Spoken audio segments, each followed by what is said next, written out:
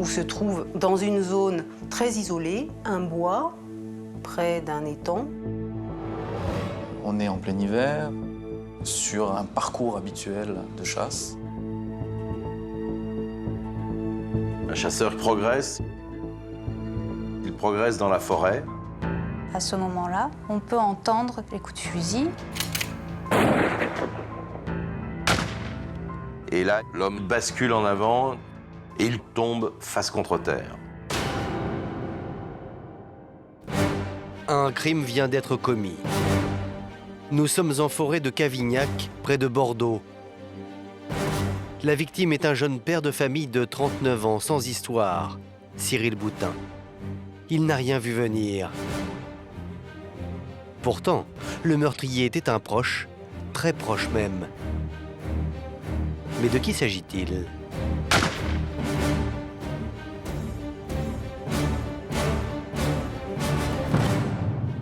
Cyril Boutin, c'était un gars du terroir. C'est un gars simple, jovial, un type sympathique. C'est un homme génial. C'était un bon père, quoi. On lui a tiré 3 balles dans le dos.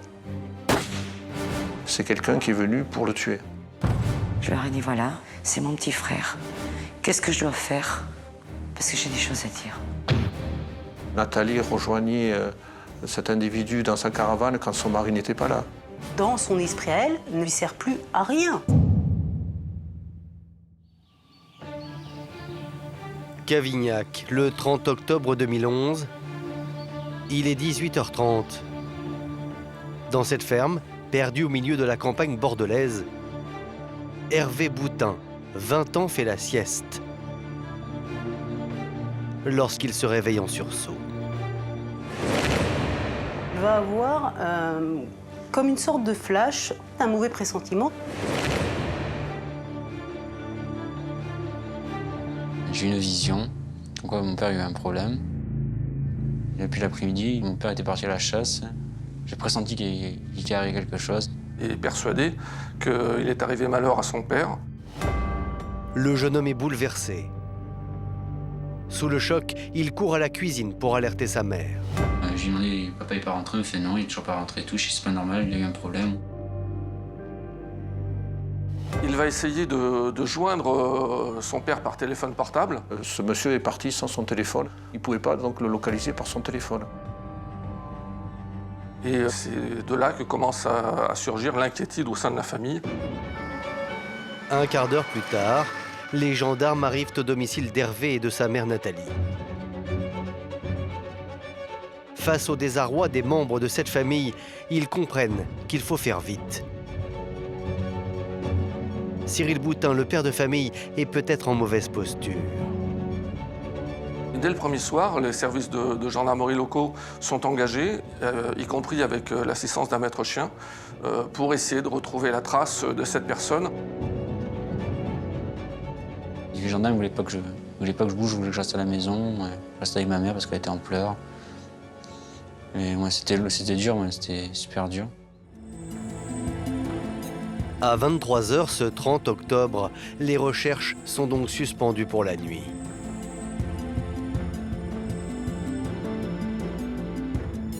Les gendarmes ne le savent pas encore, mais dès le lendemain, l'affaire va prendre une tournure encore plus tragique.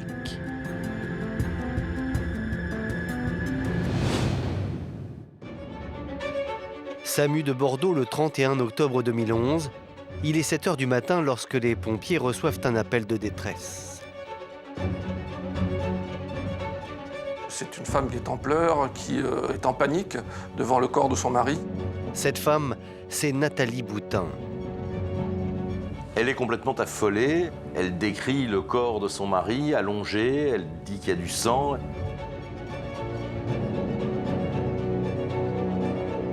Elle n'a pas pu attendre que les recherches reprennent et elle a, d'initiative, parcouru ces bois à la recherche de son mari parce qu'elle était très inquiète. Nathalie Boutin vient de retrouver le corps de son mari, allongé dans les bois. Elle prévient aussitôt son fils, Hervé.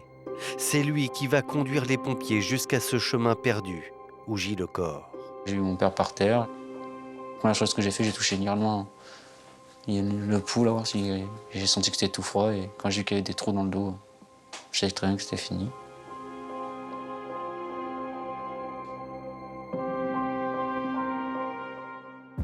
Pour tous les témoins présents ce jour-là, la scène de crime ne laisse aucun doute.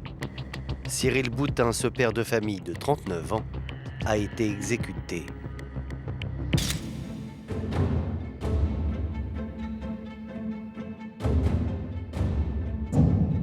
La victime, effectivement, est décédée de plusieurs coups de fusil qu'il a reçus dans le dos.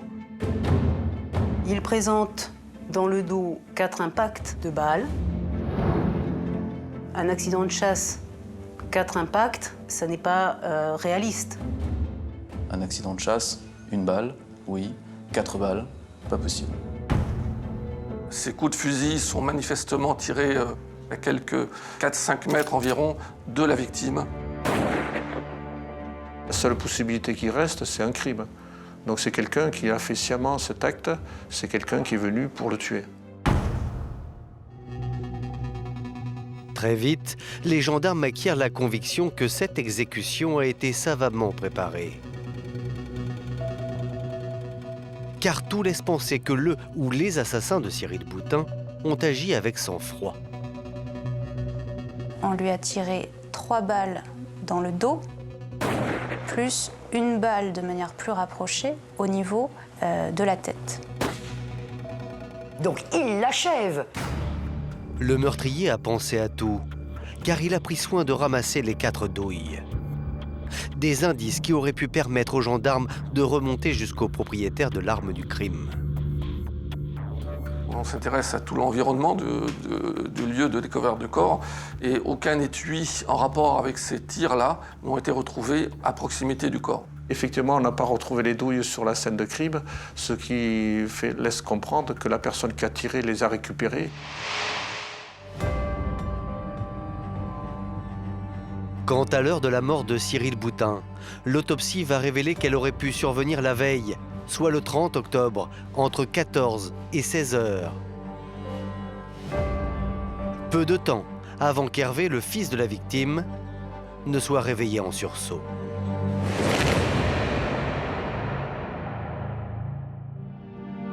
Pour le fils et la sœur de Cyril Boutin, l'annonce de la mort est un choc atroce. Cet assassinat est pour eux incompréhensible. Vous avez l'impression que tout s'écroule au fond de vous. Vous n'avez plus aucun repère, plus rien. Vous sentez vide, vous sentez un abandon. J'ai eu Hervé au téléphone. Il me dit « Cyril a été tué. » Pourtant, avec acharnement. Et là, je me suis effondrée.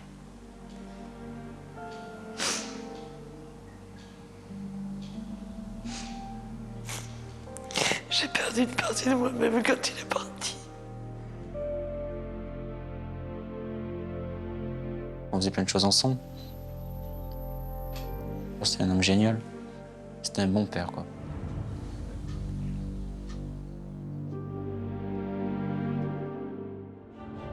Alors, que s'est-il passé?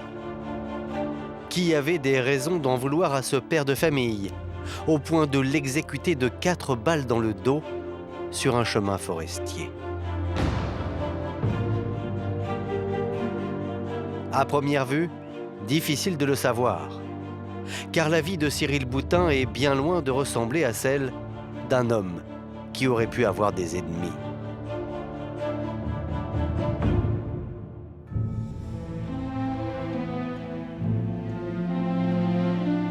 On est issus d'une grande famille. Cyril, c'était le 12e, je suis la 10e. La magie s'est opérée dès la naissance de mon frère. Le premier regard de Cyril a été pour moi et moi pour lui. La vie de Cyril Boutin et de sa sœur Béatrice est celle de 2 gamins qui ont grandi au sein d'une famille nombreuse et modeste. À 18 ans, Cyril se marie avec Nathalie, son amour d'adolescent. C'est une vraie histoire d'amour, une histoire d'adolescence. Il a un véritable coup de foudre et ils vont plus se quitter. Nathalie est enceinte. Quelques mois plus tard, Hervé vient au monde. Puis, une petite fille complétera la photo de famille. Tous les quatre s'installent ici aux Renardières, cette grande ferme qui appartient aux parents de Nathalie. Laveur de citerne, Cyril ne démérite pas. Quand il rentre du travail, il s'occupe de la rénovation de la propriété.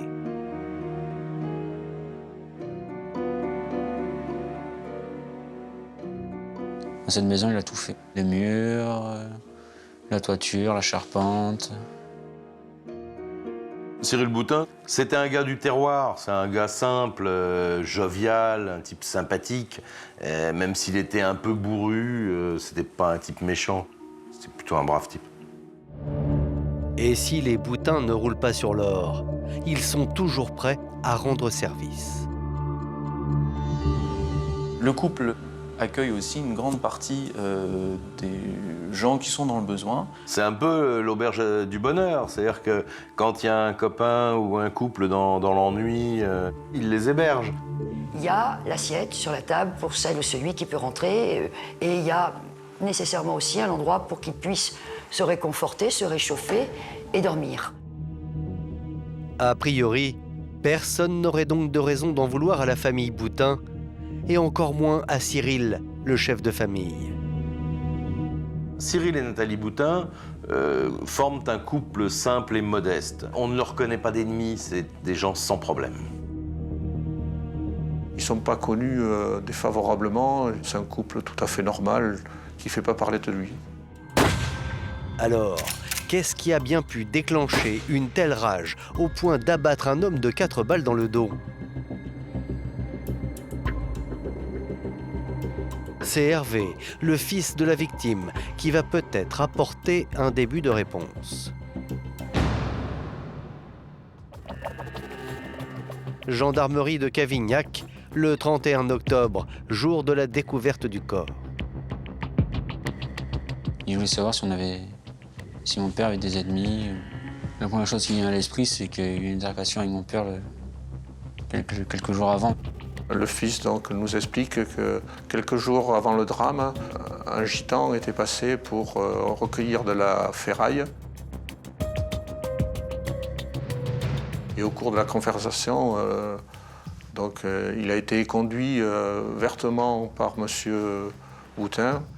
Il a insisté, et mon père, ça a commencé à l'énerver. Il a fait « non, je te donnerai pas la ferraille et je te la vendrai pas non plus, donc tu fous le camp de chez moi ». Et il voulait pas s'en aller. Et il lui avait fait « de toute façon, t'inquiète pas, je me vengerai ». Des menaces de mort proférées à l'encontre de la victime quelques jours avant son assassinat. Les enquêteurs décident d'approfondir cette piste et procèdent à l'interpellation de ce gitan bien connu des gendarmes. Quand on va faire la perquisition chez lui, on va découvrir une arme. Et il se trouve que ce fusil de chasse découvert dans la caravane de ce gitan est du même calibre que l'arme qui a été utilisée pour tuer Cyril Boutin. Les enquêteurs pensent tenir le coupable. Il a un mobile et une arme qui pourrait bien être celle du crime. L'homme est donc placé en garde à vue pour y être entendu. Et voici ce qu'il déclare. Comme il était agressif, je suis retourné dans ma voiture. Il m'a suivi jusqu'à ma portière en continuant à rouspéter. Comme il me disait, on se reverra. J'ai dit ouais, si tu veux, on se reverra. Il dit qu'il y a bien eu des cris, des menaces, mais il affirme que c'était des paroles en l'air sans importance. Questionné sur son emploi du temps pour le jour du meurtre, soit le 30 octobre aux alentours de 14 h, voici ce que le suspect déclare. J'ai fait une sieste 1h30, et ensuite, je n'ai pas quitté le terrain de mon oncle. Je ne suis pour rien dans la mort de ce monsieur. Il dit qu'il était ce jour-là chez lui, dans son campement, qu'effectivement il a utilisé son fusil parce que depuis sa caravane avec un de ses copains ou un membre de sa famille, ils ont tiré sur des grives. L'homme nie toute implication dans l'assassinat de Cyril Boutin. Et la suite de l'enquête semble prouver qu'il dit bien la vérité. Les auditions de son environnement familial vont confirmer l'alibi de cette personne, à savoir que cette personne est restée ce dimanche après-midi dans les environs de son domicile à chasser. Et pour parachever cette vérification, les gendarmes vont faire le bornage de son téléphone portable. Et là encore, le téléphone indique qu'il n'a pas bougé de sa caravane puisqu'il ne déclenche aucune borne autre que celle de son domicile. Force est de constater que cet homme n'a rien à voir dans le meurtre de Cyril Boutin. L'enquête est au point mort, mais elle ne va pas tarder à rebondir.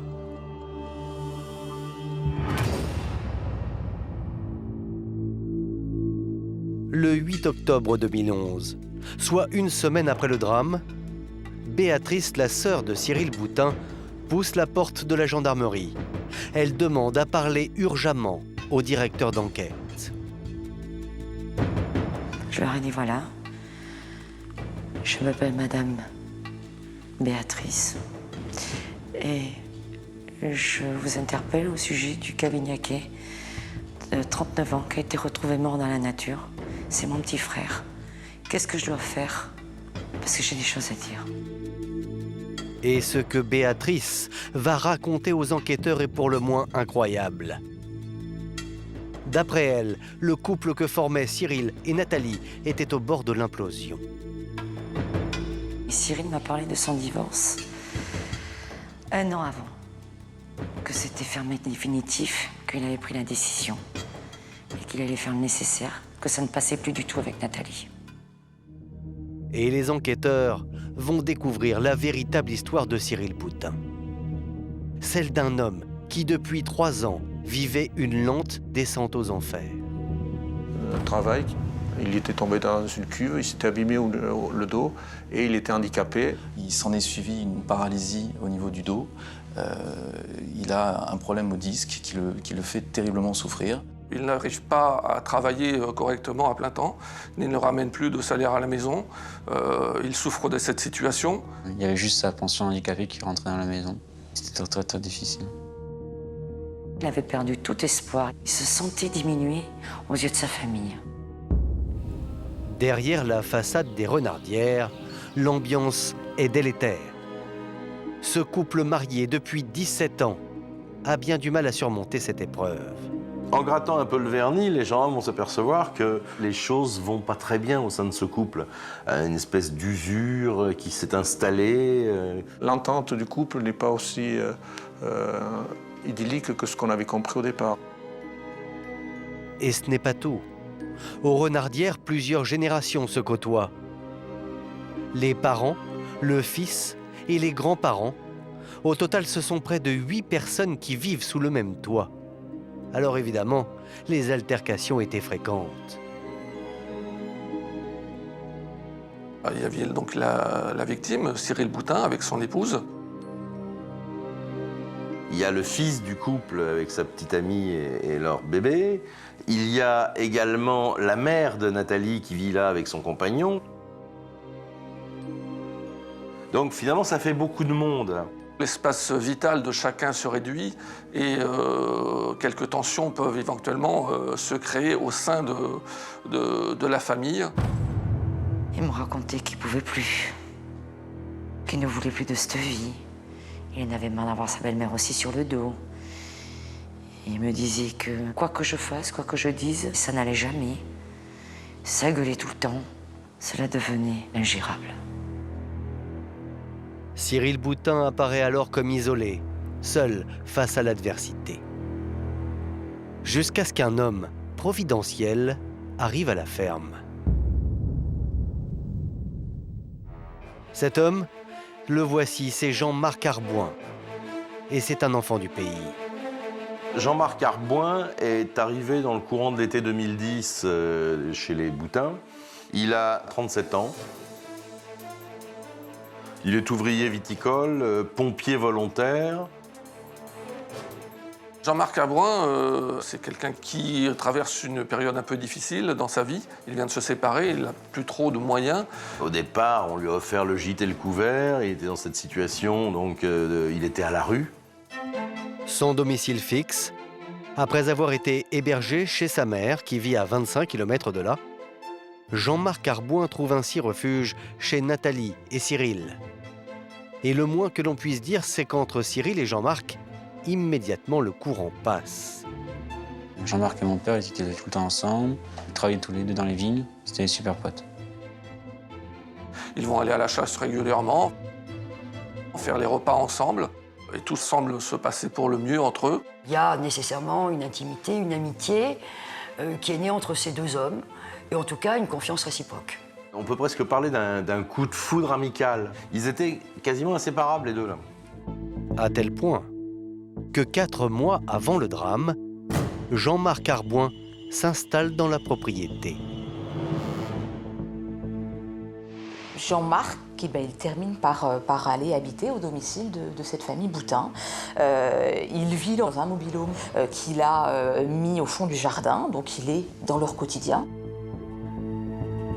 Il mangeait avec nous, il se douchait chez nous, il vivait ici. Jean-Marc Arbouin a posé ses valises, il s'est installé dans la caravane et il y était à plein temps. En moins d'1 an, Jean-Marc Arbouin semble être devenu un membre à part entière de la famille. Et peut-être même plus que cela. Dans les bureaux de la gendarmerie, Béatrice, la sœur de la victime, est persuadée que Jean-Marc Arbouin a joué un rôle dans la mort de son frère. C'est en tout cas ce qu'elle a ressenti le lendemain du drame. Quand je suis arrivée le lendemain, j'ai vu Monsieur Arbouin rentrer dans cette salle à manger comme s'il était chez lui. C'était lui qui devenait le maître de maison. Et là, ma belle-sœur a regardé Monsieur Arbouin avec un regard langoureux. J'ai compris que je gênais. J'ai compris qu'en fait, ça ne pouvait être que c'est eux, les assassins, le louer dans la bergerie. Il y a un couple qui est en souffrance et il y a une troisième personne, un homme qui rentre dans la vie de ce couple.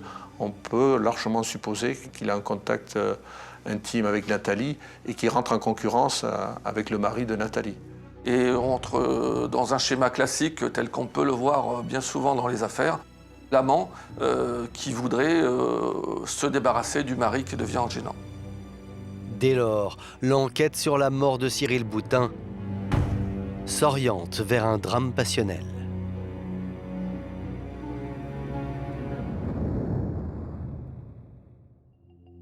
Les interrogatoires reprennent.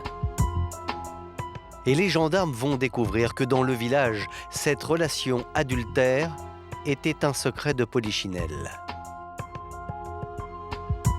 On voyait des trucs qui n'étaient pas très catholiques, quoi. Il s'amusait, il passait la main dans le dos et tout. Quand il discutait, il posait sa main sur sa mère. Là, déjà, j'ai commencé à bien regarder, quoi. Alors j'ai dit à mon mari, soit il me faut des lunettes ou... Et puis il me dit non, il dit t'as vu comme moi, ben j'ai dit ben ouais. Certains les ont vus main dans la main se balader dans les vignes. D'autres plus proches disent qu'ils ont vu, de leurs yeux vus, des échanges de regards qui en disent long. Des personnes nous disent que Nathalie rejoignait cet individu dans sa caravane quand son mari n'était pas là. Quand Cyril s'en allait, Nathalie est restée là avec Jean-Marc. C'est arrivé plusieurs fois. Apparemment, il révisait son permis de chasse.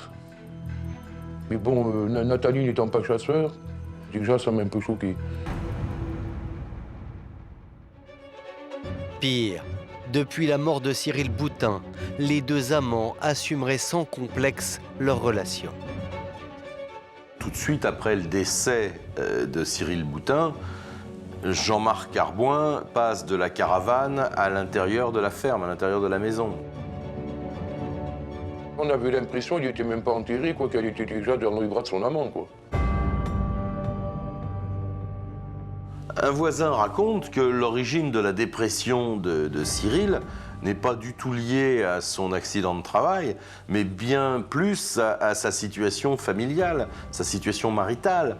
Il s'était rendu compte qu'il était en train de se faire pousser vers la sortie, qu'il était en train de se faire remplacer, que celui qu'il considérait comme son meilleur ami était en train de prendre sa place. Apparemment, il aurait pété un câble, d'après ce que j'ai entendu dire.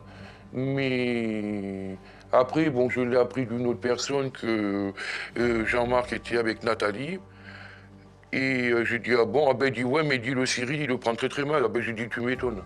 J'ai dit, l'autre, il lui rend service, il lui pique sa femme en plus. Non, mais tu rigoles ou quoi, toi? Une épouse infidèle, un amant qui vit au sein du foyer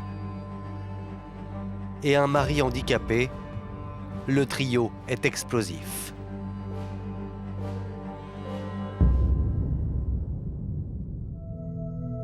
Section de recherche de Bordeaux. Moins d'une semaine après l'assassinat, Nathalie Boutin et Jean-Marc Arbouin sont convoqués à la gendarmerie. Ils doivent maintenant s'expliquer. On va poser les questions directement à ces personnes-là, lesquelles nient farouchement toute relation intime, disant qu'il ne s'agit que de relations amicales. Dès le début de son audition, l'épouse de Cyril tient à mettre les choses au clair. Pour couper court à toute éventuelle chose que vous pourriez entendre, Jean-Marc n'est pas mon amant, juste un ami, et plutôt celui de mon mari. Nathalie prend les devants en disant « Je sais qu'il y a une rumeur qui court qui dit que je suis la maîtresse de Jean-Marc, mais c'est entièrement faux. » Et Nathalie de nier toute implication dans le meurtre de son mari. De son côté, Jean-Marc Arbouin confirme ce que dit Nathalie. Il nie tout rapport, toute intimité entre deux. C'est pas un ami intime de Nathalie. Lui va dire, elle, de toute façon, elle est froide, elle est distante. Moi, je suis un ami de Cyril Boutin. À les écouter, et contrairement aux déclarations des proches de la victime, Nathalie Boutin et Jean-Marc Arbouin ne seraient donc que des amis. D'ailleurs, Hervé, le fils aîné, qui pourtant vit lui aussi sous le même toit, semble tout ignorer de la relation adultère entre sa mère et Jean-Marc Arbouin. Quand j'ai posé la question à ma mère, elle me fait « Écoute, je ne mets pas de ton couple, donc occupe-toi de ton couple et ça sert déjà bien. » Après le drame, c'est même lui qui a demandé à Jean-Marc Arbouin de venir s'installer dans la maison. Vu que je me sentais pas prêt d'être l'homme de la famille, j'ai demandé à Jean-Marc s'il pouvait rester encore plus de temps à la maison pour m'aider, pour essayer de me reconstruire petit par petit. Alors, qui faut-il croire? Béatrice, la sœur de la victime, qui pressent un meurtre commandité par deux amants? Ou ce jeune homme qui semble avoir entièrement confiance en sa mère et en Jean-Marc Arbouin? Un homme qui, face aux enquêteurs, semble au-dessus de tout soupçon. Jean-Marc Arbouin se réfugie dans son rôle d'ami, il se réfugie même dans son rôle de pompier. Jean-Marc Arbouin va dire aux enquêteurs « Ça peut pas être moi, je suis pompier volontaire, la vie humaine a énormément de sens pour moi ». Jean-Marc le prend mal en disant « Mais attendez, vous plaisantez, je suis là pour sauver des vies, pas pour les retirer, pas pour les enlever. » Les gendarmes ont face à eux un homme sûr de lui. Et pour cause, il a un solide alibi pour la journée du meurtre. Jean-Marc Arbouin explique aux gendarmes qu'il a déjeuné avec les Boutins, qu'il est parti vers 13h30, il est allé chez sa mère à Blaye. Il va y rester toute l'après-midi à discuter avec sa mère. Il n'a pas bougé jusqu'à 18h30, et donc, c'est pas lui. Sa mère confirmera avoir passé l'après-midi avec lui et va dire qu'effectivement, Jean-Marc Arbouin est resté à la maison à Blaye toute l'après-midi du dimanche. Le seul problème, c'est que Jean-Marc Arbouin, l'ami de la famille, ne va pas faire illusion bien longtemps. En géolocalisant le téléphone de la mère de Jean-Marc, celle qui lui fournit son alibi, les gendarmes vont découvrir qu'elle a menti. La téléphonie de Ginette Arboin va être intéressante dans la mesure où elle va établir que cet après-midi-là, Ginette Arboin était ailleurs qu'à son domicile. Elle n'était pas du tout à son domicile au moment des faits et donc elle ne pouvait pas être avec Jean-Marc Arboin. Une grossière erreur, et ce n'est pas la seule. Non seulement l'alibi de Jean-Marc Arboin ne tient plus, mais son portable va révéler bien d'autres secrets. On s'aperçoit très vite que Nathalie et Jean-Marc ont des contacts téléphoniques par SMS ou vocal très réguliers.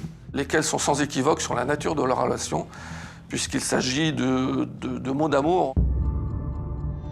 Et notamment un SMS où elle lui dit « je t'aime »,« je t'attends », et puis enfin un autre SMS encore où elle lui dit « tu es l'ange gardien des renardières », le nom de la propriété.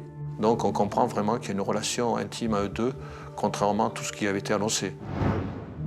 Un deuxième mensonge, et celui-ci est de taille.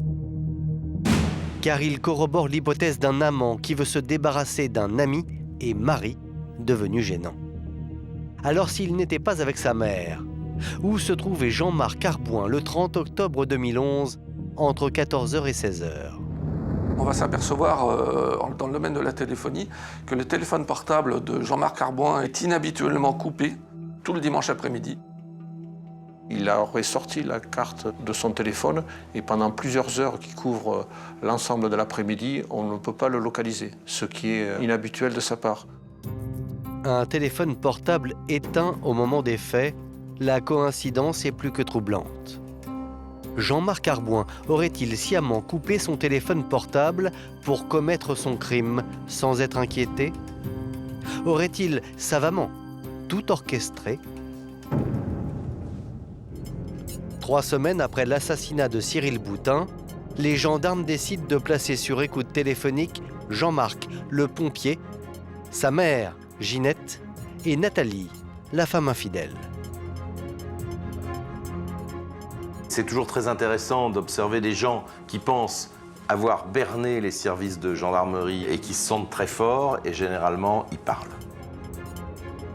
En effet, les conversations entre Jean-Marc et sa mère sont accablantes. Dans une première écoute, Ginette met en garde son fils et voici ce qu'elle lui dit. Fais gaffe qu'ils te mettent pas un émetteur. Si tu parles, ils sauront tout.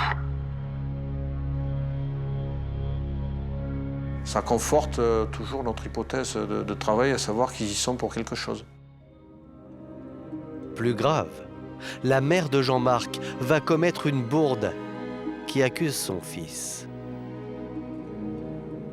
Le fusil, on l'a fait disparaître.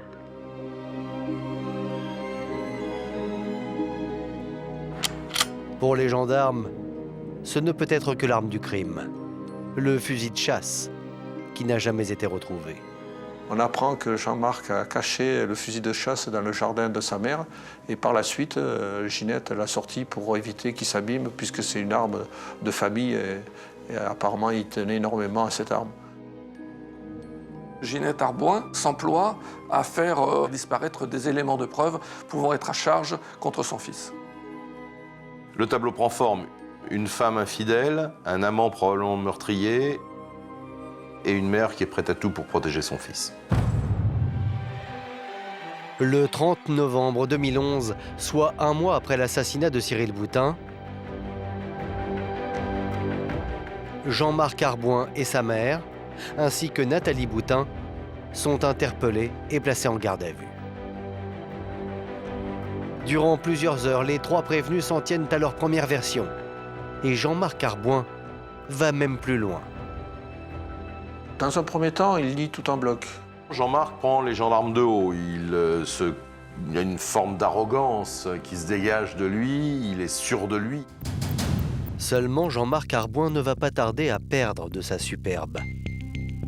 Les gendarmes avancent un à un tous les éléments qu'ils ont recueillis, à commencer par ces SMS échangés avec Nathalie. Jean-Marc va faire une concession aux gendarmes. Il admet, il reconnaît être l'amant de Nathalie. C'est une première victoire pour les gendarmes, qui avancent alors leur deuxième pion, les écoutes téléphoniques. Jean-Marc Arbouin est acculé. Alors il avoue, mais à moitié. Il va reconnaître une histoire totalement fantaisiste. Et il explique une première version, la version qu'il a dit à sa mère, à savoir que c'est plus une légitime défense. Donc le dimanche après-midi, il décide d'aller à la chasse. Il va dire qu'il était seul dans la forêt au moment de la chasse avec Cyril Boutin. Une dispute aurait commencé entre les deux hommes. À un moment, Cyril l'a menacé avec son arme en lui disant « Je sais que tu couches avec ma femme, je sais que tu es l'amant de ma femme. » Il s'est senti menacé et il a tiré. Presque machinalement et pour sauver sa vie. Selon Jean-Marc Arbouin, voici ce qu'il se serait alors passé. Il a commencé à tirer sur moi. J'ai eu peur. L'adrénaline est montée. J'ai appuyé un peu plus fort sur la gâchette et les coups sont partis.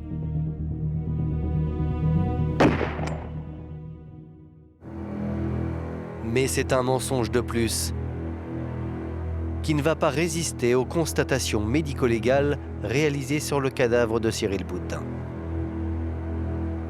Si la scène s'est déroulée comme Jean-Marc le prétend, les deux hommes seraient face à face. Or, les 4 projectiles ont atteint Cyril Boutin dans le dos.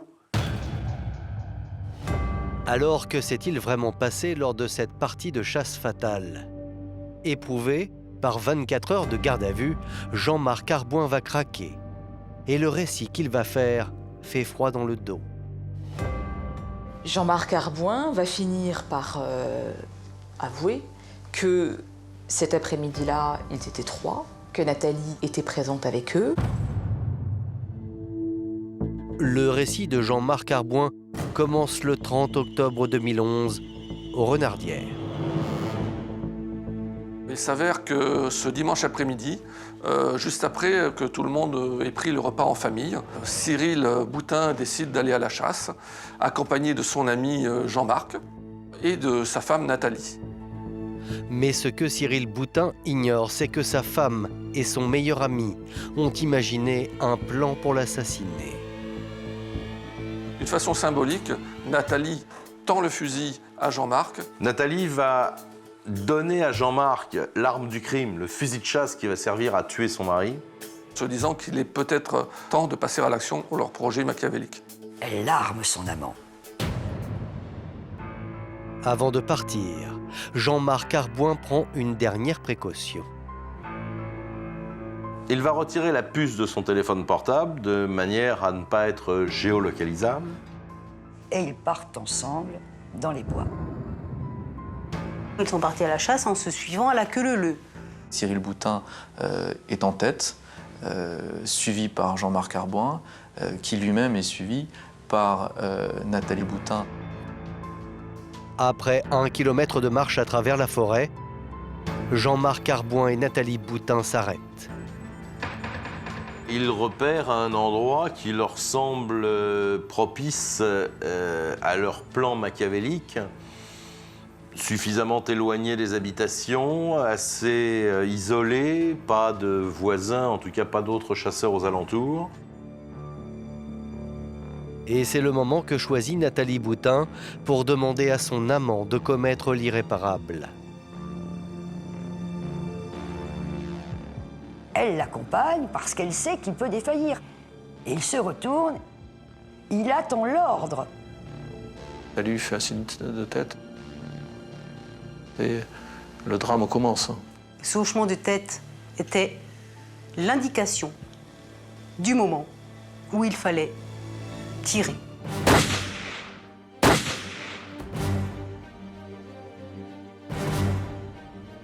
C'est elle qui m'a demandé de le tuer. Je l'ai fait pour elle.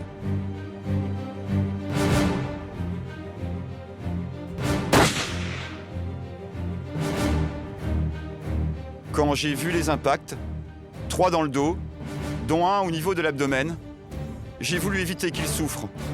Alors je l'ai achevé.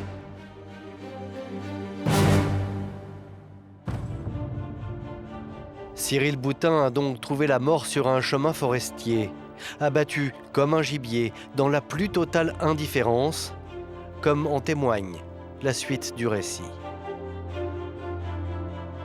Leur réaction après le crime est ahurissante. À aucun moment, ces deux-là ne semblent avoir de regrets, de remords. C'est comme deux écoliers, main dans la main, et ils regagnent le domicile. On part comme deux amants, main dans la main. Pourquoi ne pas danser tant qu'on y est? Reste aux deux amants à faire illusion auprès de leurs proches et à se forger un solide alibi. Nathalie Boutin regagne son domicile avant que son fils Hervé ne se réveille de sa sieste. Quant à Jean-Marc Arbouin, il va se rendre chez sa mère.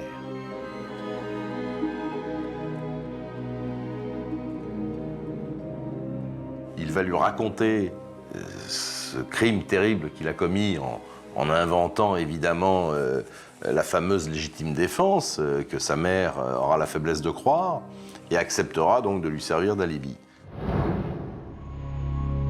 Jean-Marc Arbouin raconte qu'il va ensuite creuser un trou dans le jardin et enterrer l'arme du crime. Le plan machiavélique semble se dérouler comme prévu, à un détail près. Nathalie, dans la nuit, va penser qu'ils ont commis une erreur, à savoir qu'ils ont oublié de récupérer les cartouches tirées par Jean-Marc. Elle pensait sûrement que les cartouches pouvaient permettre d'identifier le fusil de chasse utilisé. Elle se dit qu'il faut absolument récupérer ces cartouches avant même que les services de gendarmerie ne viennent sur place pour continuer les recherches. C'est pourquoi le lendemain matin, aux aurores, Nathalie retourne sur les lieux du crime. Elle va aller ramasser les cartouches qu'ils ont laissées au sol et qui sont répandues tout autour du cadavre. Alors qu'elle vient de récupérer les cartouches, elle prend son téléphone portable et appelle les gendarmes pour signaler qu'elle a retrouvé le corps de son mari inanimé. La suite, les gendarmes la connaissent. Elle joue une comédie exceptionnelle. Elle est, à ce moment-là, persuadée qu'elle va passer au travers. On a du mal à concevoir comment elle a pu jouer aussi bien la comédie et convaincre tous les enquêteurs de son innocence dans les faits pour lesquels elle était pourtant impliquée. Après des heures de mutisme, mais confrontée aux déclarations de son amant, la veuve éplorée Nathalie Boutin passe elle aussi aux aveux. On s'était disputé avec mon mari un jour et je lui avais dit « Je peux arriver à te tuer si tu m'énerves ». Puis un jour, on en a parlé avec Jean-Marc. C'est elle, le déclencheur du passage à l'acte de Jean-Marc Arbouin. Il est le bras armé de Nathalie. J'étais bien à la chasse avec eux le dimanche après-midi et c'est moi qui lui ai dit de tirer. Et selon Nathalie, voilà pourquoi elle aurait demandé à Jean-Marc d'assassiner son mari. À la suite de son licenciement, mon mari est devenu violent. Il me forçait à avoir des relations sexuelles. Il s'en prenait aussi à notre fils. J'ai pensé à me suicider. J'en avais marre de la vie. Je ne pouvais pas partir. Cyril m'aurait retrouvée et tuée. Il n'y avait pas d'issue. Elle explique que si elle a voulu tuer son mari, ou faire tuer son mari, c'est parce que la vie conjugale était devenue un enfer. Que depuis son arrêt de travail, depuis son invalidité, le mari était devenu tyrannique. La seule solution qu'elle a trouvée, c'était de s'en débarrasser physiquement. C'était une fin en soi, c'était terminé avec lui, et il fallait qu'elle passe à autre chose, c'est-à-dire vivre avec Jean-Marc. Après 48 heures de garde à vue, Nathalie Boutin et Jean-Marc Arbouin sont mis en examen et incarcérés pour assassinat.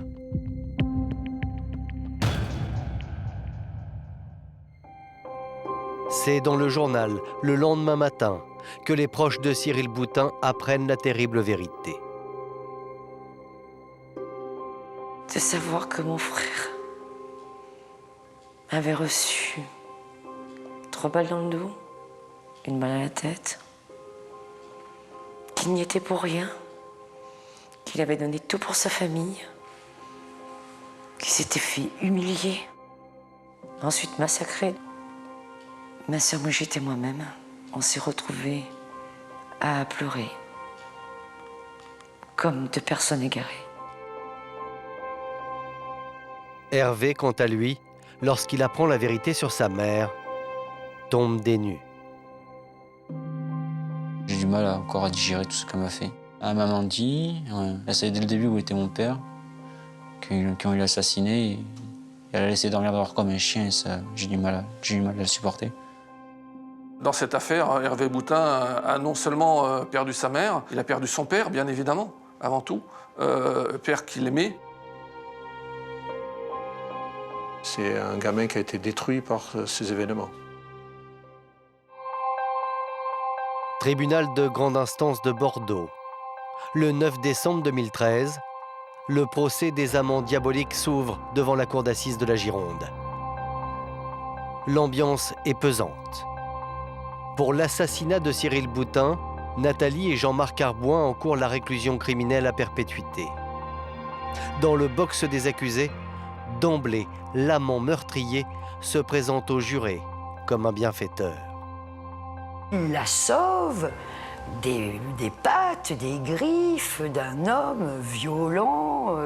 Il est le chevalier Bayard, Ivanoé, qui va sauver sa belle. Cette femme qu'il aime, c'était la seule chose qui donnait un sens à sa vie. Alors que pour tout le monde, cette affaire est celle d'une passion dévorante. Coup de théâtre.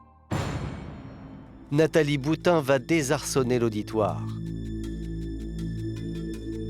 L'avocat général va poser la question à Nathalie de savoir si elle envisage un avenir avec Jean-Marc Arbouin. Et à ce moment-là, Nathalie a ces mots terribles. C'est non, je n'envisage pas d'avenir avec lui. Elle dira qu'elle ne l'aime pas, qu'elle ne l'a jamais aimé. Dans le box, Jean-Marc Arbouin accuse difficilement le choc.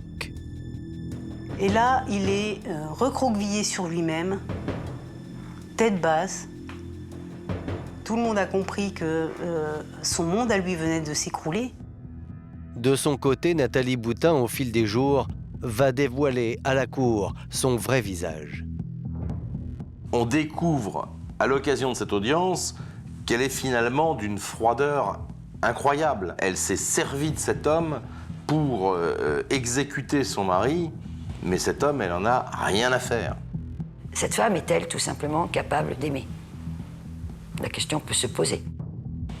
Pour les jurés, reste une interrogation. Si ce n'est pas pour vivre son histoire d'amour avec Jean-Marc Arbouin, pourquoi Nathalie s'est-elle débarrassée de son mari? À la barre, les enquêteurs ont une explication. Une autre raison qui aurait pu pousser Nathalie à se débarrasser de son mari est finalement tout à fait mercantile et d'un point de vue tout à fait financier, puisque si jamais il y avait séparation de son mari, il y aurait forcément eu partage des biens, y compris donc de la propriété. Cyril Boutin, du temps où il travaillait, a bien évidemment permis que des rénovations, des améliorations soient apportées à cet habitat.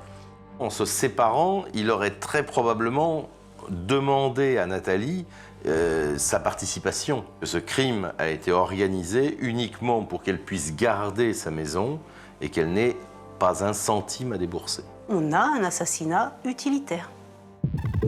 Le mobile est donc financier, d'autant que rien ne prouve que cette femme ait subi des violences.